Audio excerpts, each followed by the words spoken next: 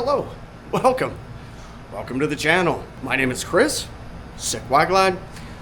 Welcome to Cruising Through on 2. In today's episode, I'm gonna do my best. I'm still sick. So I went to Sturgis last week and I had an amazing time. I had such a great time. Oh my God, I wish I was still there. Melissa and I already bought a B&B for next year. That's how much of a great time we actually had. And during that entire time, I got to meet a ton of you guys. I must have shook 1,000 hands. Now, let me just say, in doing all of that, unfortunately, I caught the crud. I don't know if you guys can hear it in my voice. Currently, it feels like I'm breathing through a straw. I'm gonna do my best to put together some decent content. Now here, let me preface this. On Wednesday of last week, I ordered from our grand and wonderful friends at Amazon. Big mistake. I ordered some half-inch conduit. I ordered half-inch conduit because I wanted to split this into 2 looms and then I was gonna wrap it. I'll show you what I was gonna do. So essentially, this is 2-inch wrap, right? This is fabric wrap used in the automotive industry. It's self-annealing. You just wrap your wires. It's fabric. It's soft. It's nice. It looks good. And it can be easily unwrapped to get to the wires. Now, I didn't want to wrap it and leave it wrapped.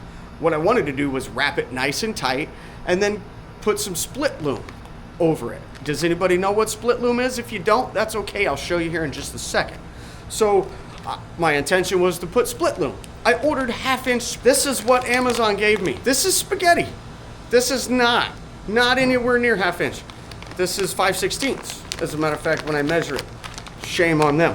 I then had to go to 2 different locations this morning. I tried Home Depot first, who they said online they had it. Didn't have it in store. I then went to Best Buy. Best Buy fortunately had it. And the guy had to go back in the warehouse because it wasn't out on the shelf, go figure. And he came back with these 2 and he goes, hey, I got these. And I go, great, I'll take them both. Maybe it worked out. You know, sometimes mistakes happen and it works out for the benefit. My intention for today's video, guys, I have this motorcycle here that was worked on by a local service department or shop. I'm not gonna mention any names, it's just not worth my time. And I'm not here to throw anybody under the bus. So this is the mess that this man was left with. He got some nice Arlen Ness bars and risers and console setup. I don't even know what they call this, but this is a pretty neat little setup. But then, look at this mess. Who, in their right mind, would send this out the door to a customer? Let's just look at it from the cockpit view. If you glance over here, we've got this. This is just, literally just hanging there. These connectors look like doo-doo.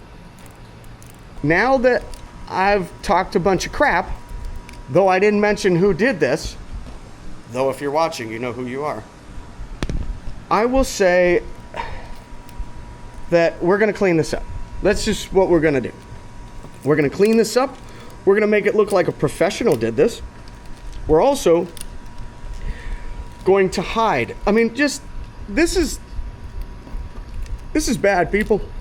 What I'm gonna do today, I'm gonna show you how to use some cable sleeving to hide your wiring. And also, if there's any connectors or any extra wiring that we can eliminate or cut the loom back and really shove down into the hole here, that's what we're gonna do. We're gonna clean all this up and then show you what it looks like in the end. Let's get this wiring cleaned up and let's make some good things happen for this gentleman. But first, coffee.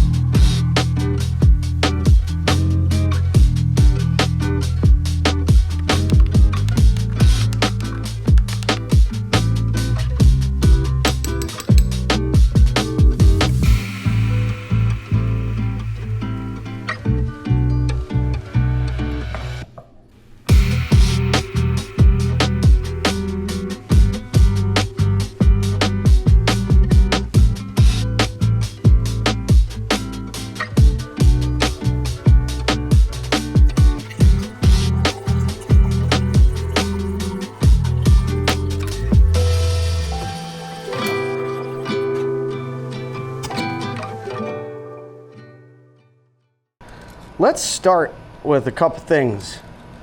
First and foremost, let's get rid of this.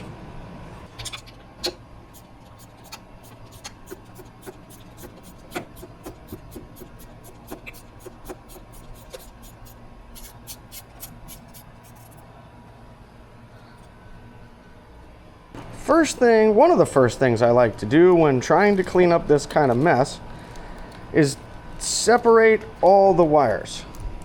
We want all the looms separate so we can look at them individually. And sometimes that's difficult to do, guys. And I am well aware of that fact. We have this harness. If you notice, we have a lot of stuff going on in here. I think I told you I'm gonna pull all this out and I'm gonna kick it back on and we're gonna look at it from a little bit different angle. All right? Okay, so now that we're at the other side, let me show you what we're looking at. So this is one harness coming up. This is another one. Now I didn't want to pull this out, but I guess I will just to show you. This is one of the non-used connectors. This went to the ignition switch. We noticed the ignition switch is gone and it's been replaced by using this. The BCM has been reflashed. So we're not worried about this. This and this loom are gonna hide. If you notice, it looks like someone already cut this back a little bit. They exposed all this, but they could have gone a lot further. Just cut that. We're gonna strip all this off right here. And then we're going to separate this further. We're going to isolate this further.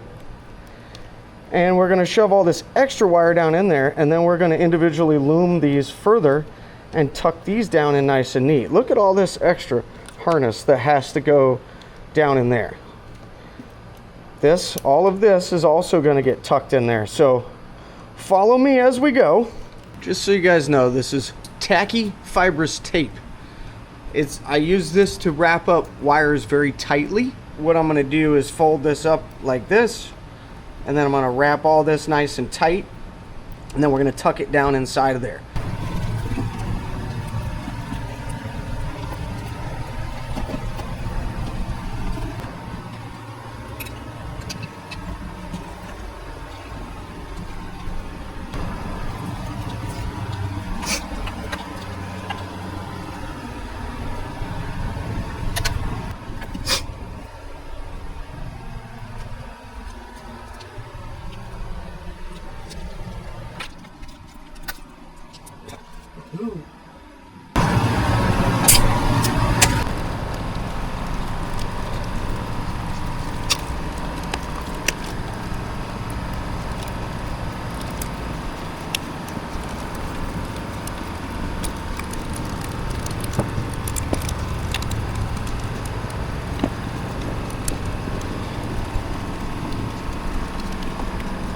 Once you get your wires kind of loomed together like this, now that we've tucked everything back, what I'm going to do is I'm going to take some split loom.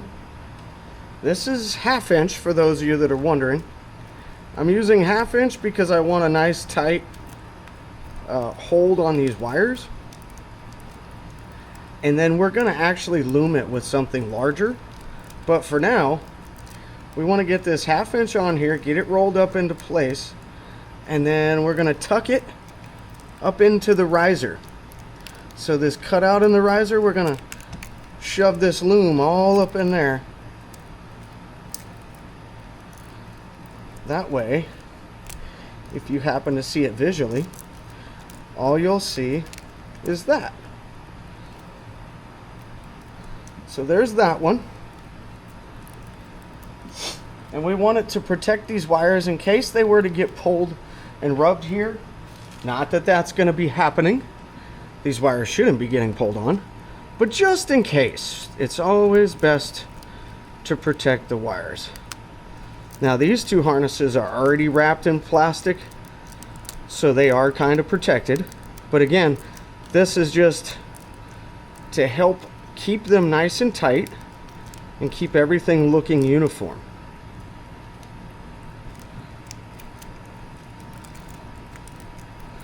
Remember, we're going to back feed this right up into that hole. You want to shove about maybe an inch up in there, enough so that when you pull the wires back and forth, it doesn't show the ends. So now that we've got both of those wrapped up in there like so, we have 2 separate harnesses coming out. Now, you at home, you can do 2 separate harnesses. That's how I do my bike. This one, I think we're going to combine this into one large one. I did buy a 3/4 loom. And if we remember from earlier, I have my self-annealing fiber tape. Now this is like fabric, guys. This is very much like fabric. It's soft, it's lightweight.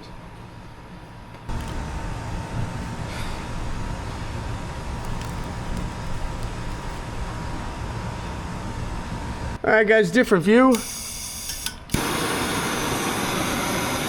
want to give you a tip here. If you have to cut split loom like this, it'll fray. The ends of these will fray because they're made of polyester and polyethylene and plastic and all that other stuff, and it won't stay nice and tight. So when you need to cut it, use a hot knife. And if you don't have a hot knife, I'm going to show you now how to make one. You can use a razor blade, you can use a regular knife, you can use just a sharp piece of metal. Really, you can use whatever you want. Please disregard my mess underneath. So for simple terms, I've already used this, so there's some black plastic on here. But we're just going to heat up the knife.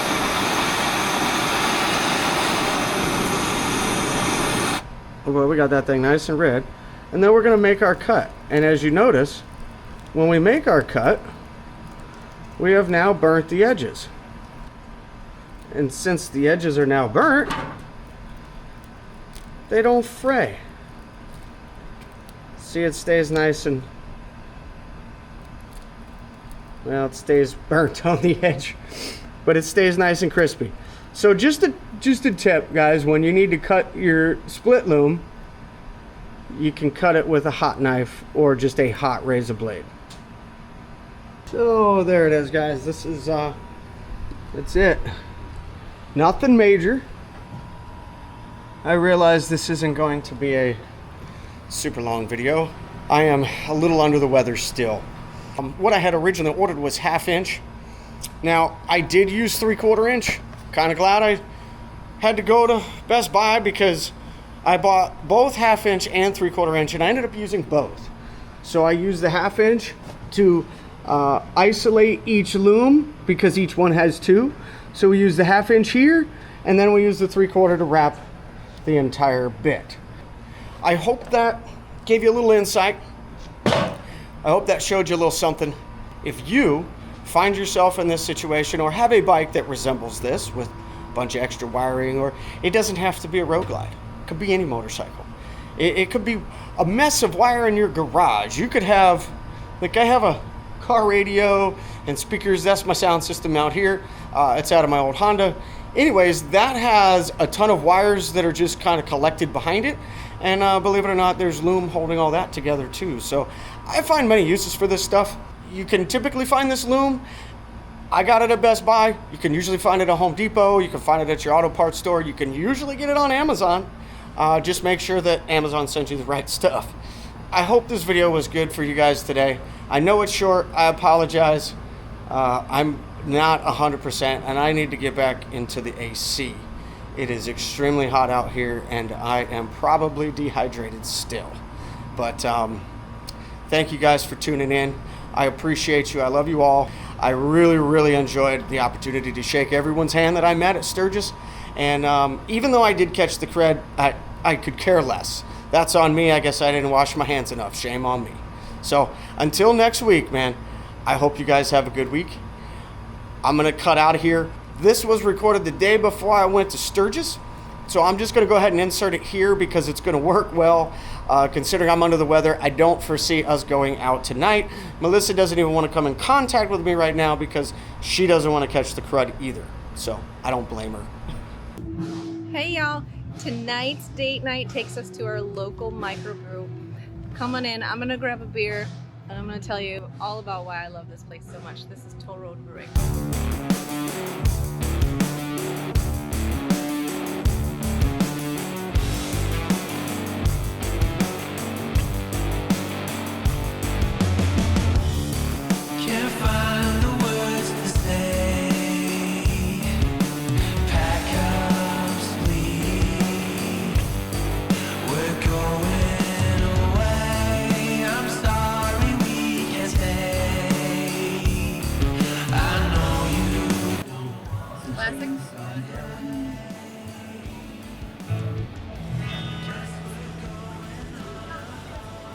few reasons why I love our little microbrewery Toll Road so much. The first is that the beer is good. Sorry, you don't get to have any. Wow. No beer for him. But it is really good, so if you're a craft beer lover, definitely come by. The second is they rotate food trucks, and I love that because we get a different variety all the time. Tonight was one of my favorites, Tauta cheese, which was grilled cheese. Was yours good? It was awesome. Mine was the pizza awesome. one. It was delicious. Super salty, but really, really good. Filling. Yeah, it was really good. Yeah. The third is that they always have some type of events. Like tonight, they have live music with music from the 90s and 2000s, which was totally my era, so I'm digging it. Almost every week, we have a group of friends that meet here for trivia. I'm a nerd, so I love trivia, and I absolutely adore our little trivia crew. It's just a great way to break up the week, have a couple beers with friends, and play some trivia, so it's super fun. And the fourth reason that I really love Toll Road Brewing is it's a small business. As a small business owner myself, I understand how much work and heart and dedication goes into making a small business run. And so anytime I can support a local small business, I'm all about it. Always. Mm-hmm. If you're in this area, check out Toll Road Brewing. Have yourself a cold one. You won't regret it.